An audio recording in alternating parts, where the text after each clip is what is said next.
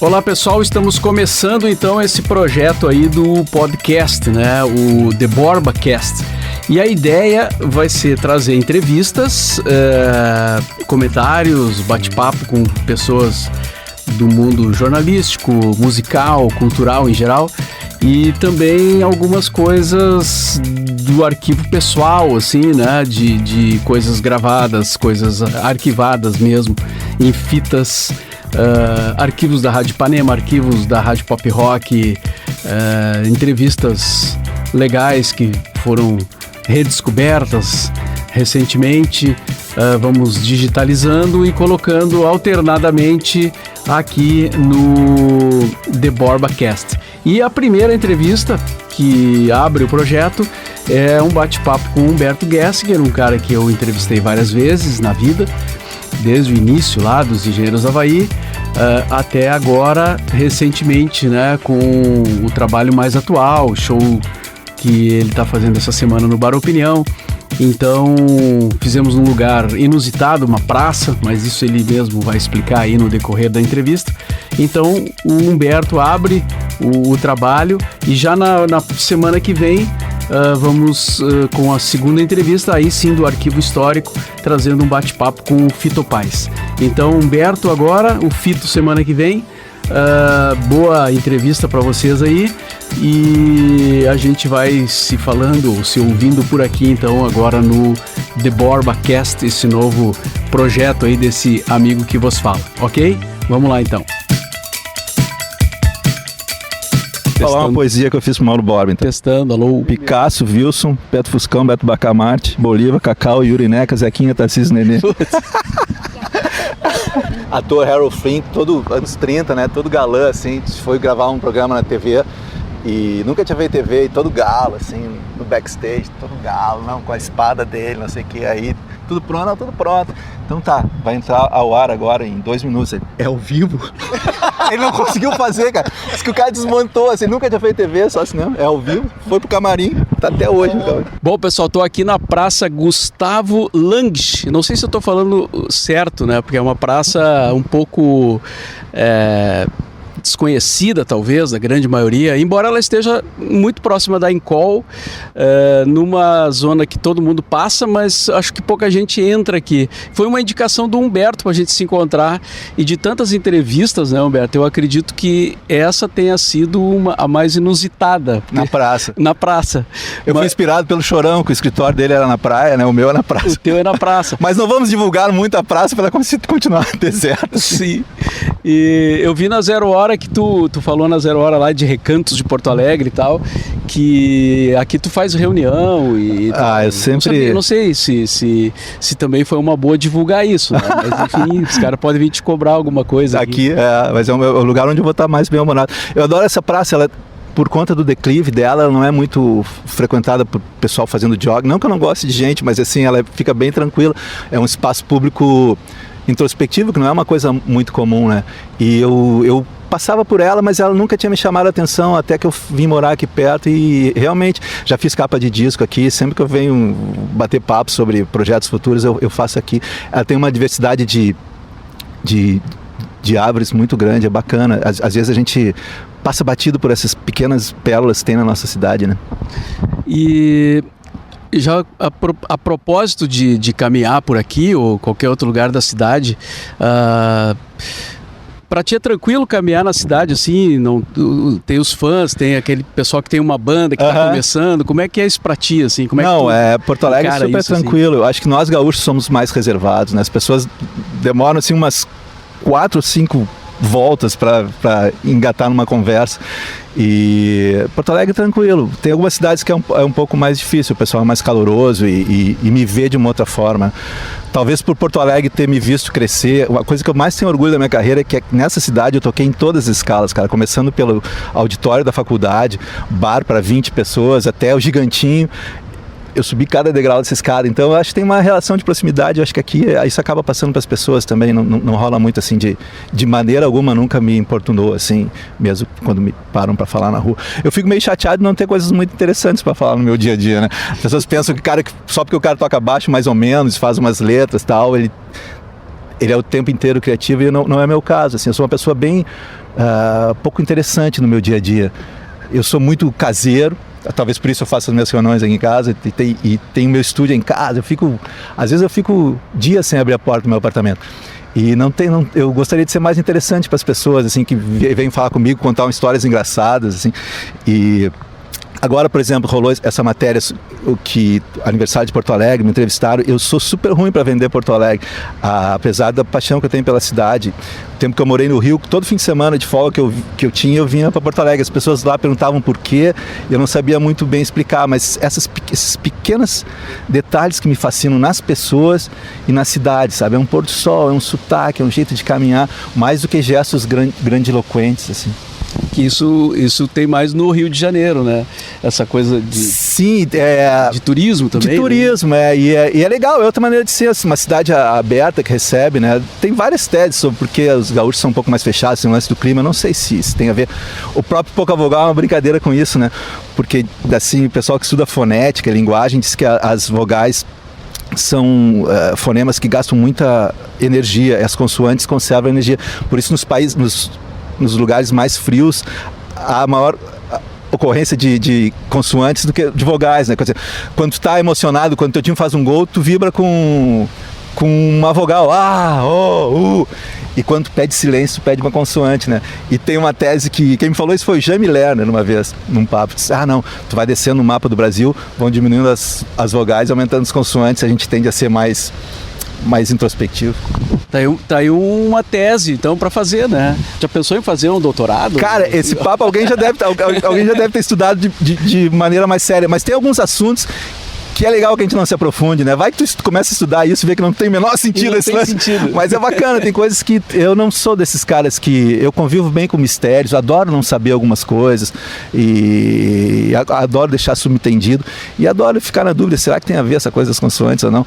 Pelo bem ou pelo mal, virou o nome de um projeto que eu gosto muito, Pocavogal. Sim. E a arquitetura tu deixou lá no passado, né? Deixei. Ou de alguma forma tu... Ela acaba me acompanhando, a minha mulher é arquiteta, a minha filha é arquiteta. Então não tá tão Não tá. Dou meus pitacos e uso muito do que eu estudei na arquitetura, um pouco na minha música e muito nas coisas que eu faço, capa de disco, a programação visual de algumas coisas, a hora de botar foto no Instagram, sempre pinta aquele estudante de arquitetura chato pra caramba, não, olha a simetria, não, tá muito simétrico. Isso a arquitetura é um curso bacana por conta disso, mesmo que tu não vai exercer literalmente aquela profissão, ela te dá ferramentas para tu usar em vários aspectos da vida, porque é uma esquina entre a arte e ciência, né? Não é arte pura e não é ciência pura, então eu acho que eu tirei muita coisa. E mais no início da banda, quando a gente era muito encucado com algumas coisas que a gente estudava de teoria da arte, né, na escola, e era surreal, a gente acabava ficando meio hermético, assim, nosso papo. O próprio nome da banda não tinha nada a ver, né? Engenheiros do Havaí era uma coisa que só fazia sentido na escola de engenharia, porque eu não sou surfista, até hoje não sei nadar, e Havaí era tido como o paraíso kit, assim, uma coisa meio pequena burguesa e tal, e o nome era uma brincadeira. Claro que se eu soubesse que ia tomar conta da minha vida, eu juro que eu teria escolhido um nome mais sério, como por exemplo Frumelo e Sete Belos, que era uma das possibilidades. Eu acho lindo, que eram duas balas muito parecidas, essas balas que imitam morango, assim, eu adoro. E, enfim, mas Engenheiros do Havaí acabou colando. E o pior é o seguinte, no início só nos convidavam para tocar em final de campeonato de surf e festa de formatura de engenheiro. Claro, né? Era o marketing. Claro. De você, né? Mas tu tava falando que é um cara caseiro, que não sai muito e tal, mas de qualquer maneira, com tanto tempo de estrada e com tantos fãs, né, deve rolar histórias assim das pessoas se aproximar de ti, né, alguma coisa que tu acha interessante contar, assim, de pessoas querendo te dar letra de música, sim. Ou alguém já te perseguiu pela cidade, algo assim. Esse lance de letra de música é muito interessante, porque as pessoas dizem, eu tenho uma letra que é a tua cara. Pô, mas se é a minha cara, eu já faço, né, cara? É que nem chegar pro Tom Jobim, eu tenho uma harmonia aqui. É ao mesmo tempo uma coisa ingênua e pretensiosa, né? Eu sei ver, eu como fã, assim, eu sou antes de ser artista, sou um fã, né? Mas eu não me imagino chegar pro Roger Waters, velho, vou te dar um toque sobre política mundial. Como assim, né? Mas o que tu diria pro Roger Waters? Cara, eu diria que ele tá mais bonito hoje do que quando era jovem, sabe, cara? E depois tu vai ficando velho, assim, como o meu caso, tu vai começando a observar a maneira como as pessoas lidam com o próprio corpo. Acaba sendo uma coisa interessante de tu observar. Eu acho que o Roger Waters está muito galã. Olha só, uma declaração bombástica aqui. Uma vez a gente conversou sobre a banda imaginária, daí tu falou, pá, que isso aqui é uma pergunta legal, né? Porque a gente fica falando muito do mercado da música, não sei o quê. E aí tu até citou a tua banda imaginária, que eu não lembro agora qual era. Eu também não lembro. Acho que o Roger Waters estava na banda, né? Mas eu tô puxando esse assunto pelo menos escrevendo os releases. Mas eu puxei de novo esse assunto porque o Paul McCartney foi agora perguntado sobre a sua banda imaginária. Tu não viu isso? Não via. E aí ele citou, eu vou colar aqui para não errar, tá? Ele citou o John Bonham na bateria, sim, o Billy Preston nos teclados, o John Entwistle no baixo, né, do The Who, e o Jimi Hendrix na guitarra. E o vocalista seria o Elvis Presley, não seria ele. Legal. E muito louco porque o Paul tem um DVD dele tocando Cavern com o Dave Gilmour, Pink Floyd, o Ian Pace. Ou seja, ele já montou uma que para mim já seria uma banda dos sonhos, né? E é bacana, assim, montar, que nem a gente monta time de todos os tempos, é uma coisa que não tem sentido, mas é bacana, eu gosto de pensar nessas coisas assim. Mas eu mudo muito as minhas preferências. Agora eu voltei a ficar apaixonado pelo Fernando Saunders, que é um baixista que gravou com o Lou Reed nos anos 80, Legendary Hearts e Miss Trail, aqueles discos, e ele toca fretless, era um cara que vinha da cena do jazz. Eu sempre gostei do músico atuando fora do seu âmbito de origem, né? Um cara de jazz tocando com um songwriter que nem o Lou Reed, assim. E o Lou Reed fazendo meia dúzia de notas simples, né? Sim, e é tão lindo porque às vezes o cara que tem assim, é abençoado, muito abençoado por um dom técnico, uma expertise técnica muito grande, acaba menosprezando as pessoas que tocam com simplicidade, né? Que é o caso do Lou Reed tocando guitarra, é um músico folk, né? Mas eu gosto dos caras que entendem essa e fazem pontes entre a coisa mais elaborada e a coisa mais simples. Eu acho que aí está o segredo da cultura pop, são essas misturas, assim, né? Chega uma hora que tu não sabe, mas pô, o cara, Andy Warhol, a pop art, o cara que botou um mictório no museu, acaba os limites entre o que é arte e o que não é arte acabam ficando borrados. Eu acho muito interessante esse lusco-fusco, assim. Aliás, na biografia dos Engenheiros tem uma citação lá, o Andy Warhol. Eu não li a biografia, mas... Tu não leu a biografia da tua banda, cara? Não vejo gravação de show, não li. Conversei com o Alexandre Luquez, achei ele um cara muito bacana, mas, cara, sabe qual é a verdade? É o seguinte...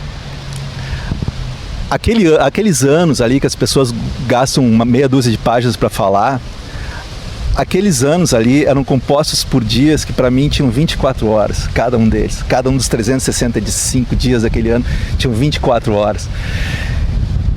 Cara, é muito angustiante, assim, e eu entendo, eu passei para ele uns dados assim mais esquemáticos. Eu tenho anotado todos os shows que eu fiz, onde fiz, não sei o que, passei esses dados.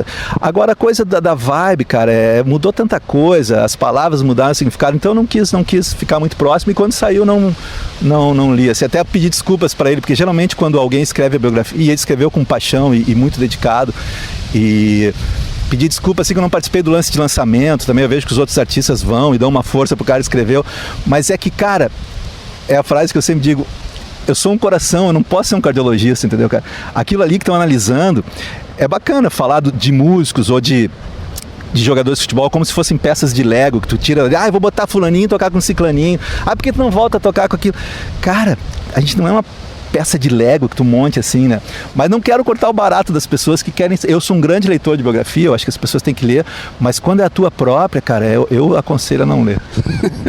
Aliás, eu descobri uma coisa na biografia dos Engenheiros, que tinha aquela história toda banda que levava um CD, um disco, né? Na CD não tinha ainda, né? Na rádio, ficava ligando para a rádio para tocar a música, né? E aí eu fiquei sabendo na biografia que tinha um pessoal do Engenheiros que fazia um plantão para ligar para Ipanema para tocar a música do Engenheiros. E eu fechei o livro na hora, assim, né, cara? Como assim? Porque embora eu soubesse que isso acontecia, eu achava que no caso dos engenheiros não tinha acontecido. Mas da gente, ligar? Sim, não, sim. Tem chance, sem chance. Sem chance. E não é uma coisa que também seja tão relevante Não, hoje? é quando falou pessoal, porque depois aconteceu de fãs, assim, quando a gente começou a ter um fã-clube grande, que escreviam para algumas rádios, e eu tive alguns problemas com alguns canais de TV que escreviam meio que ofendendo, porque a gente não participava, né? E no tempo anterior à internet era muito difícil tu botar limpo uma história dessa, assim. Mas isso não é muito a nossa cara. Não imagino nem eu, nem o Maldes, muito menos o Agostinho. Não, acho que não. Acho que era mais... uma entourage, assim? Pode ser. O pessoal da produção que fazia lá, né? Mas enfim, isso foi só uma coisa que me chamou a atenção. Mas eu achei o livro é bom.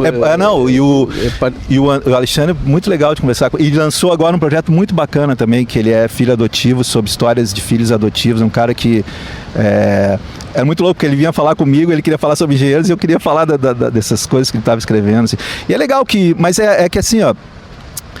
Não vai ser o meu livro, o livro dele, o livro do Agostinho, que vai contar... A Kátia lançou um livro, não vai ser o Borba, quer dizer... O conselho que eu dou para quem gosta muito de uma banda, de uma cena, de um time, é tudo a respeito e fazer uma média e tirar um vibe. Eu, por exemplo, ano passado eu estava numa viagem... Eu descobri o Google Translator, né? Aprendi a ler inglês de um dia para o outro. E comprei todos os livros possíveis sobre as bandas da minha adolescência, as bandas progressivas, Emerson, Lake and Palmer. E chegou uma época que eu estava fascinado por Emerson, Lake and Palmer. Li 400 biografias e li o livro, a biografia de cada um, escrita pelo Lake e pelo Emerson, pelo Palmer, não.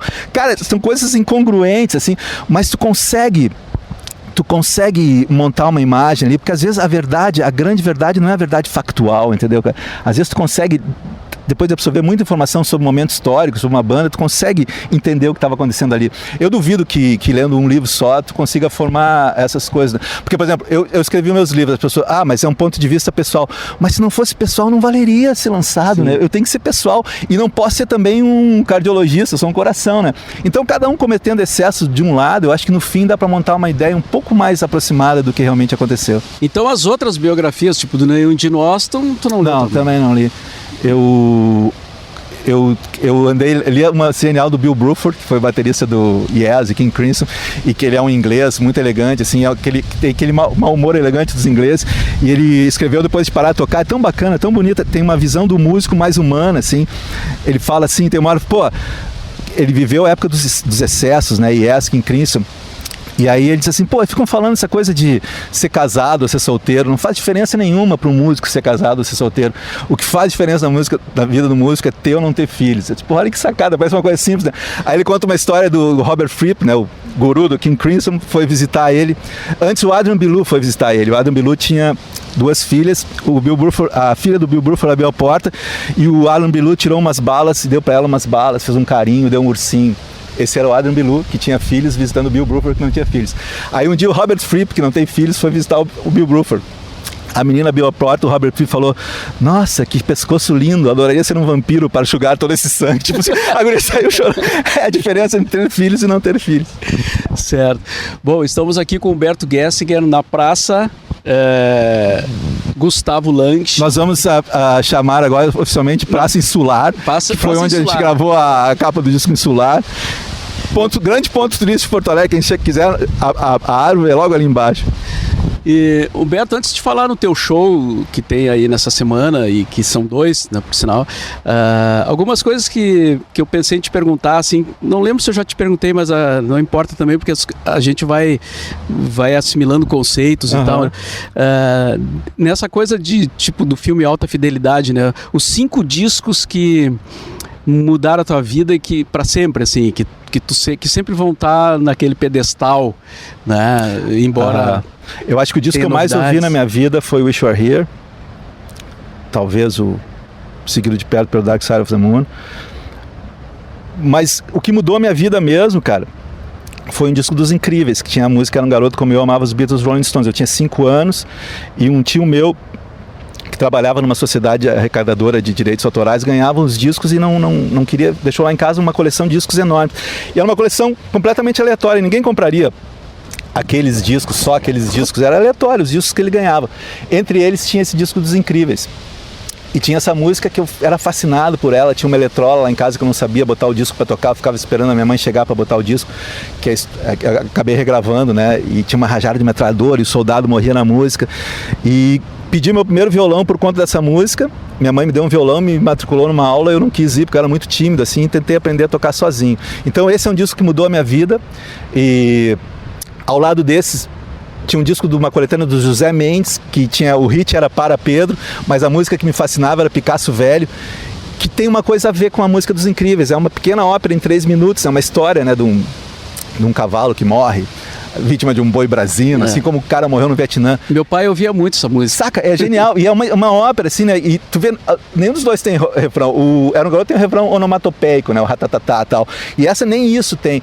Mas era aquela coisa de tu ouvir uma música como se fosse um filme, que hoje em dia não existe mais, porque hoje, como a gente vive num mundo fragmentado, a música é feita pra tu, assim, não tem mais construção de uma música, introdução, verso, refrão, solo. Agora a música é feita para tu ouvir um fragmento dela, quer dizer, é meio holística, cada célula dela tem o todo numa parte, né? É feita de loops, não tem início nem fim. Mas enfim, eu fui criado por essas músicas e até hoje as minhas músicas são assim. Então tem esses dois músicos, desses 2 discos. Os discos do Pink Floyd foram muito, muito importantes para mim também. Então tu não gravou aquela música por acaso, né? Não. E tipo assim, na época, depois virou um sucesso, apareceram vários pais para gravação e as pessoas com explicação e tal. Mas na época era de muito mau tom falar de Jovem Guarda, né? Sempre foi um movimento menosprezado na música popular brasileira, comparado com Bossa Nova e outros, né? E ali especificamente, né, que todo mundo era roqueirinho, malandro, punk, imagina gravar Jovem Guarda. Mas o Papo é Pop, no conceito do disco tem isso, né? A gente fala, não é um disco que fala sobre religião, fala sobre um mundo pop, né? Esse liquidificador onde tudo entra. E nada melhor do que gravar uma música da Jovem Guarda, que foi o início da juvenilização da música pop no Brasil, né? E por isso a gente gravou ali e a gente tocou ela por acaso, a gente estava tocando um comício do Brizola e tocando todas essas músicas. Muitas das pessoas ali, eu acho que no interior do Paraná, não nos conheciam, não conheciam essas músicas e acabou nosso repertório, não chegava o Brizola e eu puxei essa música que eu gostava, a gente tocou. Nunca tinha ensaiado, tocou e aí ficou na minha mente, eu vou gravar ela. Assim como a gente regravou Herdeiro da Pampa Pobre também, que é uma música fora do nosso espectro, assim, né? E de um nativismo que até também era considerado, não era o nativismo chique, né? E tem essa semelhança com Era um Garoto. E acabou estourando de uma maneira assim, depois todo mundo acha super... óbvio que ia estourar, mas cara, não era nem música de trabalho. Assim como a Infinita Highway, Terra de Gigantes, Refrão de Bolero, nenhuma dessas foi single do disco, entendeu, cara? O single era a Revolta dos Dantes. Infinita Highway era totalmente improvável. Improvável, né? Uma música de 6 minutos? Não, e hoje em dia, sempre que eu tô montando as 200 trios que eu já montei na minha vida, quando eu falo pros guris, assim, pedindo para eles saírem da caixinha, porque geralmente quando eu me coloco no lugar deles, assim, cada vez fica mais distante a minha idade da idade dos caras que estavam comigo. Eles devem olhar, eles querem fazer tudo certinho, e tudo que eu não quero é que toquem certinho, porque a minha vida, as coisas boas que aconteceram não foram coisas ortodoxas, feitas da maneira certinha, né? Foi um acaso, um pouco de acaso, muita inspiração, e então eu sempre busco isso, assim, nos músicos que tocam comigo, cara, esquece do que já foi feito, não quero que toque igual o fulano, ciclano. Quando eu passei pra guitarra, chamei outro baixista, disse, cara, não precisa ouvir nada do que eu gravei tocando baixo. Se eu quisesse alguém que tocasse como eu continuaria tocando baixo. E o que eu quero é criar ali um ambiente criativo. Por isso a minha fixação por trio, porque eu acho que no trio, não sei se é mais fácil, mas no trio é muito mais importante tu criar esse ambiente. Não tem como fingir nada num trio. Um trio é uma banda nua ali na tua frente, né, cara? É o mínimo, é violão e voz, bossa nova. E eu gosto de criar esse ambiente. Quando eu tô falando em arranjo, hoje eu tava ensaiando, por exemplo, a gente ficou 3 horas lá em casa. Eu acho que a gente tocou meia hora e conversou 2 horas e meia. Mas essas 2 horas e meia é fazer arranjo, entendeu, cara? Tu saber o que o cara acha do jogo da Libertadores, do momento político, isso é fazer o arranjo. Tu tem que criar um ambiente criativo para as pessoas colocarem, darem a sua contribuição. Não escrever uma partitura e dizer, toca assim, toca assado. Isso fica muito congelado. Pelo menos eu não sei fazer assim. Reconheço que deve ter gente quem saiba fazer assim música de uma maneira mais abstrata, mas eu preciso criar essa relação com as pessoas que tocam comigo. E esses 2 shows, Humberto, a ideia de fazer 2 shows diferentes, um um dia depois do outro. É uma coisa também inédita, eu acho, né? É uma coisa para as pessoas irem nos dois. É o festival de um homem só. Ou para a pessoa escolher, tipo, eu prefiro esse.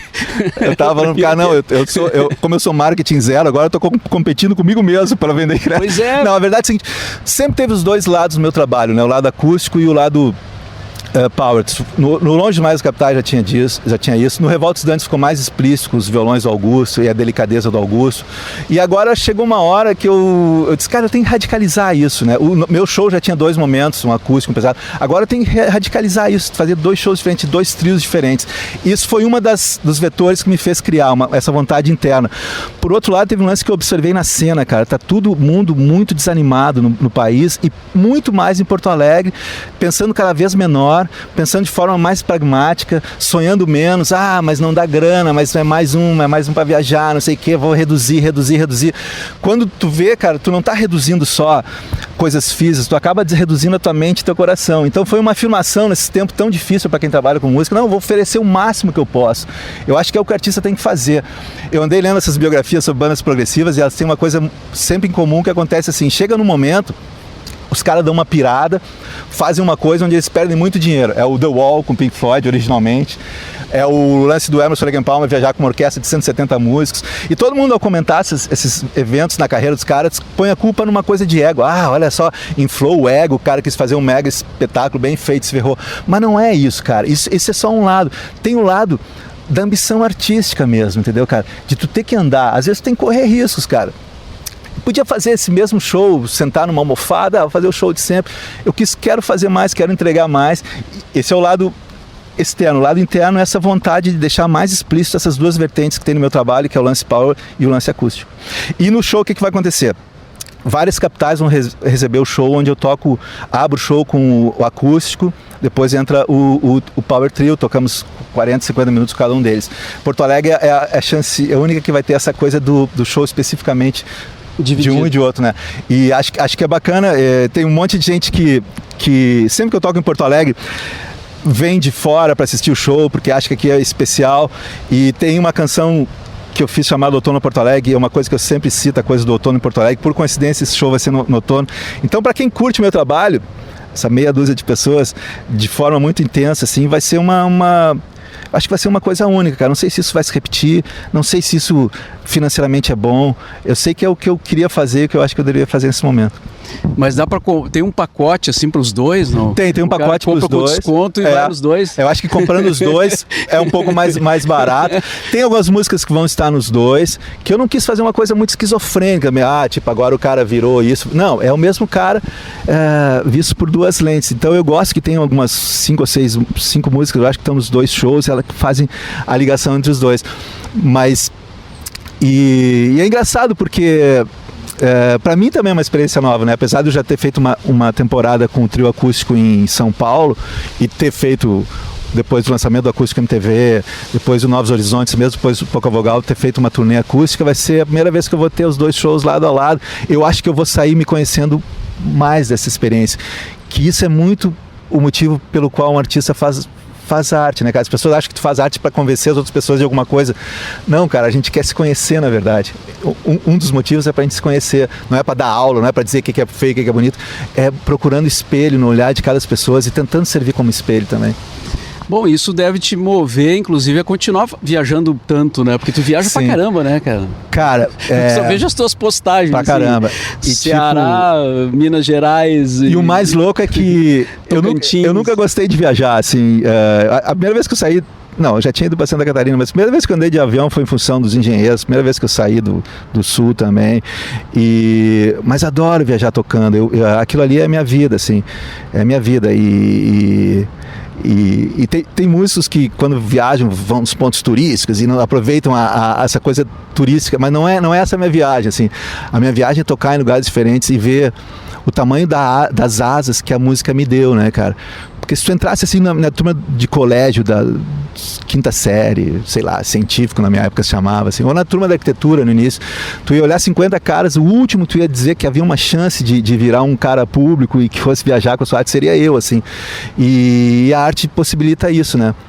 um cara se encontrar pessoas e eu sempre tive muita dificuldade de me relacionar pessoalmente, olho a olho, sempre fui muito tímido e de repente estou me relacionando com um número absurdo de pessoas, né?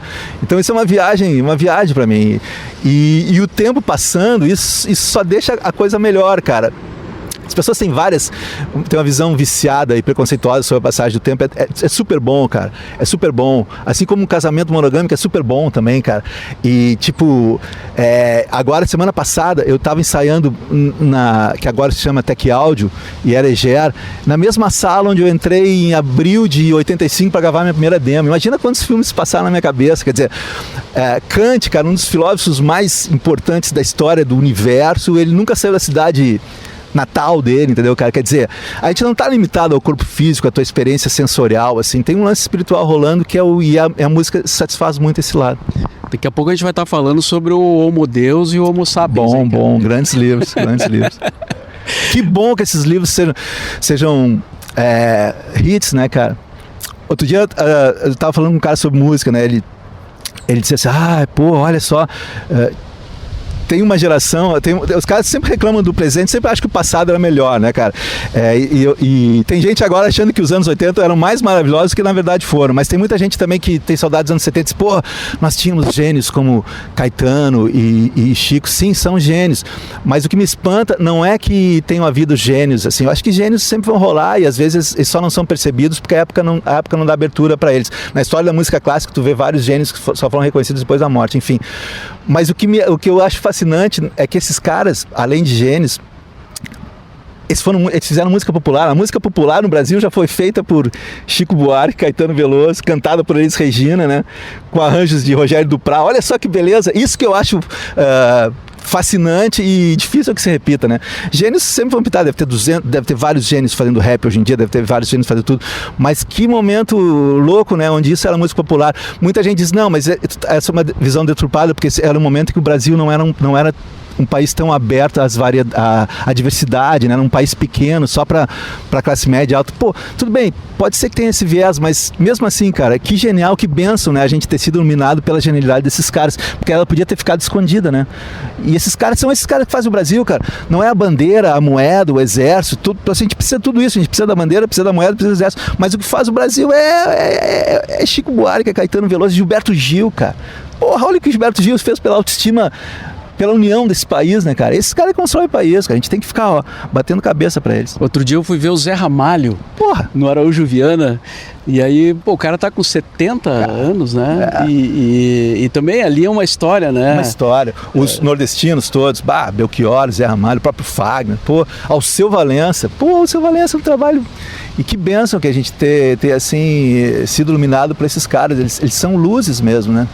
E falando no Brasil, Humberto, como é que tu tá te sentindo nesse momento, assim? Tu acha que o Brasil tem jeito? Ou tem muita gente falando que tem que ir embora daqui porque não dá mais? Cara, eu acho que tudo que é preciso fazer para dar errado, a gente tá fazendo, né? A gente talvez seja fascinado pelo precipício, pelo abismo, assim, né? Às vezes me parece, sabe, tem aquelas fotos dos búfalos cometendo suicídio, né? Mas, cara, eu não me vejo morando em outro lugar, assim. E eu vou ficar aqui tentando fazer esse negócio melhorar. Vai resistir. E acho que às vezes o silêncio é a maior resistência, às vezes sobreviver é resistir. Porque gente falando alto é o que mais tem dos dois lados, né, cara? De repente tu abriu um pouco de espaço pro silêncio, tu ser um cara que... As pessoas vêm perguntando quem tu acha disso, quem tu acha daquilo, dizer, cara, não sei. Isso pode iluminar muito, entendeu, cara? Às vezes mais do que dizer, faz assim, faz assado, né, cara? Eu sempre fui muito cabreiro com esse negócio o rock tem muito disso, né? De ser uma coisa meio autoritária, assim, né? E sempre tentei me defender. A própria escolha do nome da banda, Jesus Havaí, é uma coisa auto-irônica, né? É diferente de Legião Urbana, Ratos Porão, que são nomes unidimensionais, né? Um nome com auto-ironia. Ali eu acho que já tem um pouco de vacina, de olha, cara, esse cara não é um Messias, né? E é muito interessante pensar no nome do Titãs do Iê Iê, que era um nome parecido com Engenheiros do Havaí, né? Titãs do Iê Iê, juntando duas coisas. E em certos momentos da carreira deles, eles tiveram que escolher entre Iê Iê ou Titãs, escolheram para Titãs, né? Escolheram Titãs e fizeram um disco pesado. Não, e banda genial, mas eu digo assim, eu nunca quis deixar de ser nem Engenheiros nem do Havaí e nunca quis limar a dúvida do meu discurso, assim, cara. Então, a postura do Lobão e do Roger, por exemplo, tu não pensa em fazer parecido, assim? Não tem o menor talento. Nem para um lado, nem para outro. Tanto faz o lado, né? Porque... não tem o menor talento e tem que ter autoestima muito alta para ficar dando aula, assim, o dia inteiro, né, velho? Eu sou aluno, cara, não sou professor. Quero morrer aluno. Aliás, vou aproveitar para te perguntar também como é que tu te relaciona com o mundo digital. Se tu gosta, se tu tá integrado, ou se tu prefere ficar assim. Depois eu falo na fita. Eu não tenho muita facilidade, é óbvio, eu tenho 55 anos, mas eu reconheço que isso me deu uma sobrevida muito grande, assim. Para fazer música também? Sim, duas coisas que me deram uma sobrevida muito grande é o início dos fones intra-auriculares, que eu não aguentava mais chegar no hotel e ficar ouvindo ainda um prato de bateria por 2 dias. Então tem um fonezinho, tem um som que te isola, tá tocando para 1.000 pessoas, 2.000, 20.000, mas fecha os olhos, tá sozinho no teu quarto. Isso prolongou a minha vida útil. E a coisa da internet é muito parecida com o que eram os fanzines antes, que tu entra em contato direto. Eu não tenho ilusão de que meu trabalho seja um trabalho feito para ser hegemônico, assim.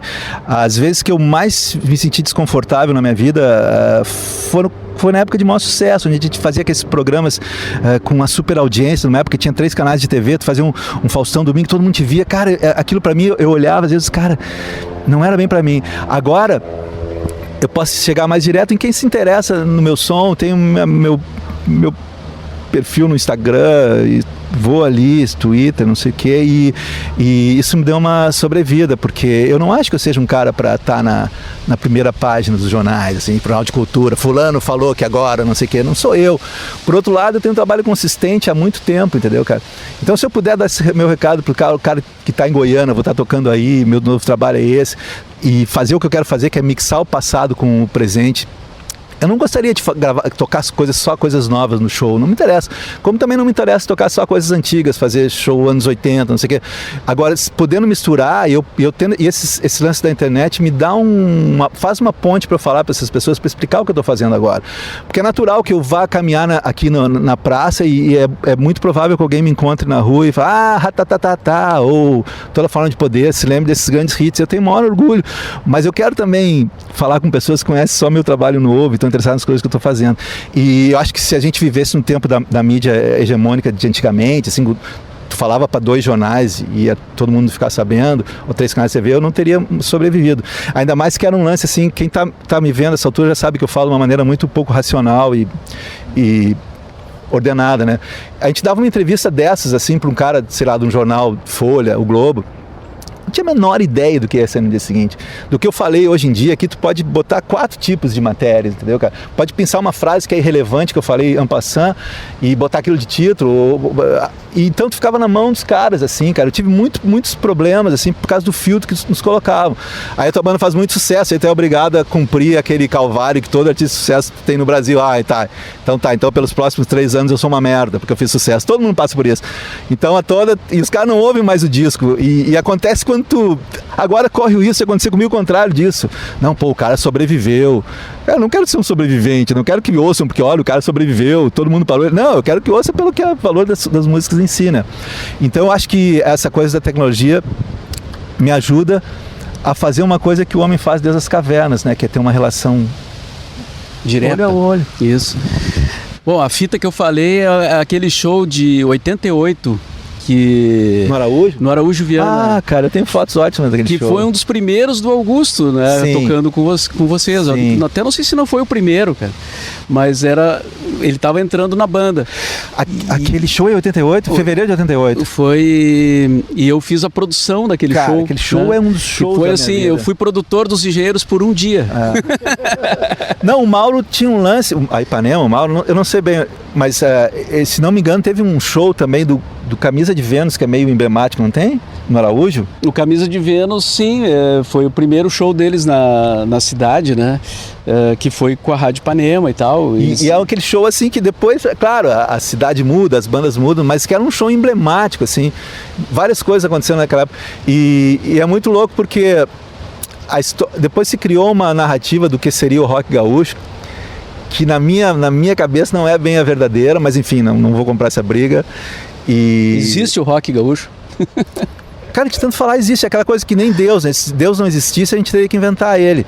Se não existisse só a gaúcha, a gente teria que inventar. Mas às vezes se esquece, cara, de um período onde era só Ipanema, que a gente não podia passar na frente da calçada de outras rádios, velho. Não podia passar na frente da calçada de outras rádios. E só Ipanema tocava. E, claro, a nossa primeira música não tocou na Ipanema, mas, velho, tocou um monte de música na Ipanema. E só tocava ali. Não é uma coisa assim, tinha várias rádios. Não, tinha Ipanema aqui, tinha uma rádio em BH, tinha outra em São Paulo. Isso é fundamental. Depois isso passa e parece que as coisas teriam sido iguais se não fosse Ipanema, se fosse outra, mas não seriam iguais. Não porque seria. Quando tu vê uma árvore desse tamanho, cara, que árvore forte. Mas quando tu tivesse visto ela como uma semente, tu ia sacar como podia não ter acontecido essa árvore, entendeu, cara? Essa árvore começou como uma semente, alguém podia ter pisado em cima e não podia ter dado nada. Eu conheço várias bandas maravilhosas que não rolou nada. E tipo, é isso. Então, tu falou esse show, me lembro com muita emoção. E era um momento excitante da entrada do Augusto. O Augusto, quando ele entrou, a gente tinha o Revolta Estudantes escrito. Eu até gravei uma demo na mesma Egera com o Malto, sem guitarrista. Aí o Augusto entrou, na época ele estava morando no Rio, trabalhando com o Cleiton Crediro, acho que como técnico de som até. E eu me lembro de, em meio às gravações do Revolta dos Dantes, quando já estava tudo pronto, começaram a mixar, de pegar uma salinha e ensaiar as músicas do Revolta, do show para fazer com ele. E a única coisa que eu me arrependo de todos os 7 anos que eu convivo com o Augusto é que naquele primeiro ensaio nosso, porque ele tinha chegado, não tinha tido a oportunidade de ensaiar, eu fui super estúpido com ele, porque a gente começou a ensaiar as músicas e não estava rolando nada, assim. E eu entrei numas que ele estava meio que menosprezando o que a gente vinha feito, porque ele vinha daquela coisa mais MPB, né? E foi um ensaio muito ruim, a única coisa que eu me arrependo de ter feito, assim. Mas depois eu me dei conta que aquele pequeno mal-estar que rolava ali, da primeira vez que a gente ensaiou as músicas que a gente já tocava, aquilo era semente do que tinha de mais bonito essa formação. Que o Augustinho deu uma sofisticação e uma leveza que eu costumo dizer assim, o Revolta dos Dantes, o segundo dos engenheiros, é um dos poucos que não ganhou o disco de ouro, né? É o primeiro disco do Augustinho. Se eu tivesse gravado aquela guitarra, ele teria vendido 100 vezes mais, mas a banda poderia ter acabado no dia seguinte, porque ia ser aquela venda sem um estofo, sem tanta estrutura, que é uma coisa que o Augustinho trouxe para aquele período todo, né? E então eu tô falando isso porque eu não me lembro se o Araújo Viana foi o primeiro show ou não, mas foi um dos primeiros e sem dúvida o primeiro show grande assim que a gente fez. E nós gravamos as chamadas com Tafarel os jogadores do Inter e do Grêmio anunciando o show. Isso é muito louco, cara, porque eu tento contar essa história para as pessoas e assim... E não faz mais sentido, porque o futebol, depois desse tempo todo, virou uma coisa pop, né, cara? Mas naquela época não era. O mundo AM era completamente separado do mundo FM. O mundo AM era uma coisa, o mundo FM era outra, cara. E chamou atenção o fato de a gente ter chamado, se não me engano, era o Tafarel e o Lima, né? Que era o tipo de gesto que a gente gostava de fazer, sabe? Tirar a coisa de contexto, descontextualizar, botar outra luz em cima. E assim, tenho muito orgulho dessa história, mas às vezes eu tento contar para as pessoas, a gente chamou o Tafarel e eles olham para mim, o que tem depois do Rock Go? Cara, mas isso é 200 mil anos antes do Rock Go, entendeu, cara? Na época teve um ineditismo. Tu vê até assim, quando passam os gols do Grêmio, por exemplo, outro dia estava aniversário da primeira conquista da Libertadores, a TV passava o dia inteiro. Cara, era outro tipo de gente que ia jogo, o ingresso era barato, né, cara? Era mais democrático, poucas pessoas com camiseta do clube. Camiseta é uma coisa recente, essa coisa do torcedor gourmet, né? Então ter trafegado ali no mundo é uma daquelas glórias que às vezes você não consegue dividir, mas é uma glória, e dividida com vocês também da Ipanema aqui. Foi legal. E o que tu achou da estátua do Renato, cara, falando no Grêmio? Cara, eu acho o seguinte, tá no lugar errado, eu já falei, aquela estátua tem que estar na catedral, mas tudo bem, vamos deixar um tempo, depois a gente põe um manto e coloca ele na catedral. Eu falei no rock gaúcho, Humberto, porque tem essa coisa o rock gaúcho, na verdade, virou uma instituição, assim, né? Eu acho que o rock gaúcho, cara... É o baixo, guitarra, bateria, a linguagem bonfiniana... Eu acho que rock gaúcho... Acho que não é por aí. Não, o rock gaúcho é uma coisa que já existia quando... É que nem o Fla-Flu, que o Nelson Rodrigues, o Fla-Flu começou 200 anos antes do Big Bang, né? Tipo, já existia rock gaúcho quando o Cabral chegou e vai existir depois que a última barata morrer. E que pra mim é o rock clássico, sessentista e setentista. toda época vai ter bandas assim, quer dizer, pode ser Garotos da Rua, TNT, Cachorro Grande mais recentemente, que é o pessoal que toca guitarra semiacústica, usa roupa de inglês, não sei o quê. Isso eu acho que é o rock gaúcho, né? É uma coisa sessentista e setentista, né? E claro, tu pode ir para esse discurso, não, rock é tudo, rock é uma postura, mas se tiver que definir uma coisa que só assim, porque esse tipo de música em outras cidades, por exemplo, tem quem faça esse tipo de som, assim, quase que reverenciando milimetricamente o que foi feito no passado, mas são uns caras assim, tipo um dentista, um médico, que depois do expediente vai pro estúdio brincar. Aqui se faz isso, se autoralizou esse tipo de som, entendeu? Que as caras tratam de uma maneira autoral. É muito sintomático de uma cidade onde nunca foi forte a cultura de rua, né? De ir num bar e ver alguém tocar. Aqui é forte a cultura de me sentei no meu quarto e ouvir um disco. Então tu está mais perto às vezes de Londres do que de São Paulo. E eu falo isso como elogio, cara, não é depreciando. A gente tem que saber qual é a singularidade, o que nos diferencia de Rio e São Paulo. Vai ter vários tipos de música, mas eu não acho que Engenheiro seja uma banda explicitamente rock gaúcho. A gente é do Rio Grande do Sul, mas eu acho que rock gaúcho é mais esse rock assim... Eu quando falo com os músicos, eu às vezes falo uma frase, isso é rock gaúcho. É os caras que gostam dos instrumentos antigos, o baixo tem que ser passivo, é o baixo Fender, e torce o nariz, teu baixo é ativo, e baixo de 6 cordas que eu toco, então tu, não.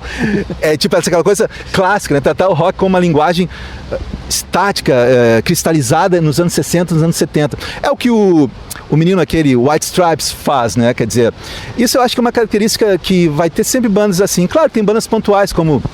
Eu acho que nem Replicantes no Rio Grande do Sul, assim, eu acho que tinha Replicantes que reproduziam o discurso da inteligência paulista, sou punk, não sei o quê. Tinha Garotos da Rua e TNT como duas bandas clássicas, né? O The Fala também, uma banda mais pro lado do... Estamos com a cabeça em São Paulo, porque São Paulo é quase Nova York. E tinha gente que eram uns nerds meio inqualificáveis, assim, né? Eu me lembro de ter feito uma turnê não, 2 shows no interior de São Paulo, onde no ônibus era nós, Garotos da Rua e Replicantes. Uma banda ficava lá no fundo, outra na frente, e os nerds, nós éramos os nerds no meio ali. E eles ficavam discutindo, assim, o lance de, mas aquela banda só tem solo, mas essa banda não tem solo. Essas questões, assim, que com uma perspectiva maior parece bobagem, mas na época eram questões, assim, isso resumiu o quê? O Garotos tinha uma visão mais clássica, né, do rock and roll bem tocado e tal, e o Replicantes uma visão mais anárquica, né, o Garotos uma visão mais clássica. E a gente era uns nerds de arquitetura, ninguém sabia muito bem onde socar a gente, assim. Mas acabou acontecendo com a gente um lance grande também, que isso ensina um pouco, às vezes mais do que tu tentar te filiar numa escola determinada, isso pode te dar um pouquinho de vantagem no teu início, mas o que vai segurar a onda a longo prazo é o que tu tem mais de particular, porque cada vez mais vai ter 200 bandas, vai abrir o YouTube agora, vai ter 200 caras tocando assim, tocando assado. Se não for pessoal e particular, não vai acontecer nada contigo. E tu era da turma do progressivo do Anchieta, né? E era um pecado, assim. É muito louco, porque tudo que a gente achava assim, que ia durar para sempre na minha adolescência, acabou micando, e as coisas que a gente achava super assim, descartáveis são muito mais influentes na cultura popular, assim. Pô, a minha filha é super fã do ABBA, por exemplo. ABBA para nós era lixo. O próprio Black Sabbath era o segundo escalão de rock, né?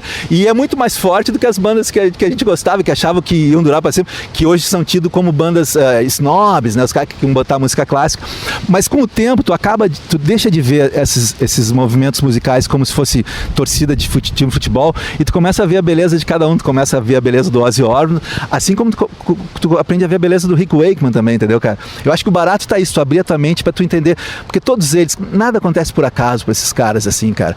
Alguma luz tinha ali dentro pra fazer com que 3 matutos no interior, em Porto Alegre, lá no Anchieta ou na Escola de Arquitetura, estivessem olhando a capa dos discos deles. E tu vai a show, Humberto, dos outros?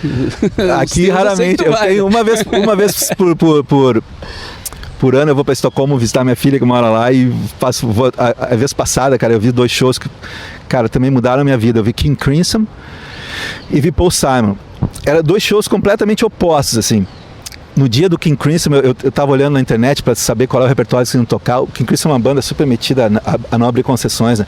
Aí dizia que não podia fotografar o show, que eles tiravam a pessoa. Eu disse, não, deve ser exagero. Mas de fato, na Alemanha, o cara fotografou e eles tiraram o show. Aí começa o show de uma forma super anticlimática, assim, uma luz nada, aí entram os músicos no palco, o Robert Fripp com um terno de 3 peças, colete, casaco, ele entra no palco, assim, anticlimático. Aí ele tira o casaco e diz, pô, mas por que não tirou no camarim, né? Aí pega a guitarra, bota, aí cai a correr e toca sentado de correr, mas por que, sabe? Eu assim, tipo, super ineficiente, cara. Eu disse, pá, isso vai ser um desastre. De mulher só tinha minha mulher, o resto só homem, assim. Eu disse, caraca, isso vai ser muito ruim. Cara, os caras deram o primeiro acorde, velho. O PA flutuou uns 2 metros. Assim. Se tivesse uma bilheteria na saída, 80% das pessoas iam pagar 2 ingressos, cara. Inacreditável, cara. Eu saí assim, caraca, o que eu vi, cara? Um trem de beleza me atropelou.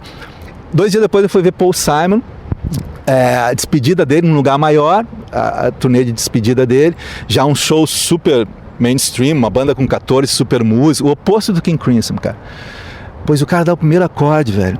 Eu fui transportado ao mesmo lugar no Paraíso onde eu estava no show do King Crimson. Se tivesse a mesma bilheteria, eu teria pagado um novo ingresso. Foram 2 aulas, assim, porque 2 coisas opostas, cara, te remetem à mesma situação de quase êxtase, né? E eu tava pensando, mas o que tem de comum com esses 2 shows que eu assisti? Um super atonal, com 3 bateras, e o outro super ortodoxo, assim, né? Tudo by the book, e isso é tão lindo. É que eu tava pensando, acho que é a convicção, a junção do cara com o som que ele tá fazendo, entendeu, cara? Hoje em dia, às vezes, o cara vem me falar, um músico tal, quer falar dos aspectos técnicos, eu só faço pergunta assim, cara, mas ele sabe dançar? Ele gosta de futebol? Ele gosta de doce, sabe? Porque o artista é uma coisa só, né? Então, aqui eu não costumo ir muito, mas agora eu já tô com passagem pronta, já tenho os ingressos comprados para... Vai ser meio temática essa minha viagem. É Robert Plant, Sting, Mark Knopfler e Bob Dylan. Vou ver os 4. Um time bom, hein? É bom, é só daí, mas assim, tipo... E o Robert Plant, o Sting e o Mark Knopfler, eles têm uma situação meio parecida com a minha, né? Eu venho de uma banda que faz sucesso e tal. Então tem aquela questão das pessoas te verem com preconceito bom e preconceito ruim ao mesmo tempo, a maneira como tu vai mixar o teu passado com o teu presente, né? Certamente todos têm músicas que eles fizeram enquanto estavam nas bandas, que eles gostam muito de tocar, mas eles querem tocar coisas novas, então vai ser um aprendizado nesse sentido também, né? De como dialogar com a tua história. Eu vi que o Sting está lançando um disco agora, My Songs é o nome, né? Onde ele regravou os clássicos. Todo mundo assim que tá mais apressado na vida e de mau humor vai dizer, pô, mas vai gravar os hits de novo, cara. Esse cara escreveu umas músicas que tu não pode menosprezar, velho.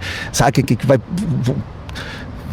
Tom Jobim vai parar de tocar Água de Março, entendeu, cara? Às vezes a gente tem que ser um pouco mais humilde, porque a gente vem numa época que a indústria fonográfica, que todo mundo fala mal, se esquece desse dado dela. Ela fazia a roda girar, fazia com... De quem era o interesse que a cada ano viesse uma coisa nova? Era mais a indústria fonográfica do que os fãs. O fã é conservador, o fã quer ver ser a mesma coisa. E a indústria fonográfica fazia rolar. Não temos mais indústria fonográfica. Agora a questão passou para o artista decidir em que velocidade ele vai andar. Mas a gente tem que ser mais humilde, cara. De saber que, cara...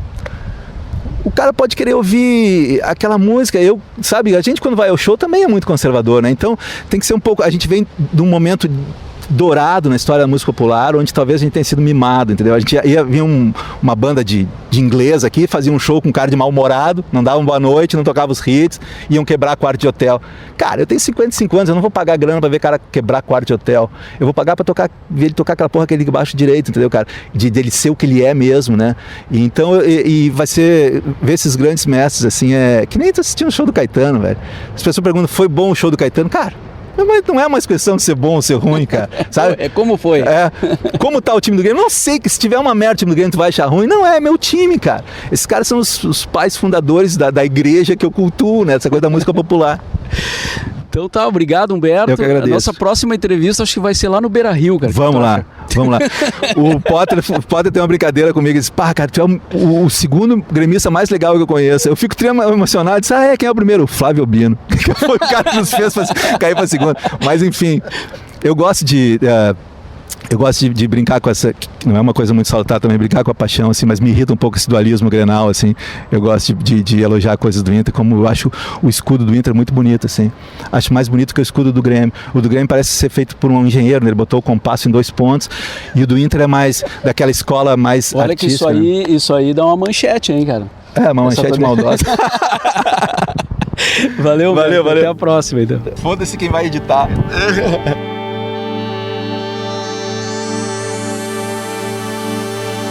Então tá, pessoal, foi o bate-papo aí com o Humberto Gessinger, e na semana que vem, Provavelmente segunda-feira, vamos marcar para lançar sempre os programas novos nas segundas-feiras, um bate-papo então com o Fito Paz, feito em Porto Alegre, na época do lançamento, antes um pouquinho do lançamento do acústico, o Euforia, do Fito Paz. Então voltamos na semana que vem, até lá.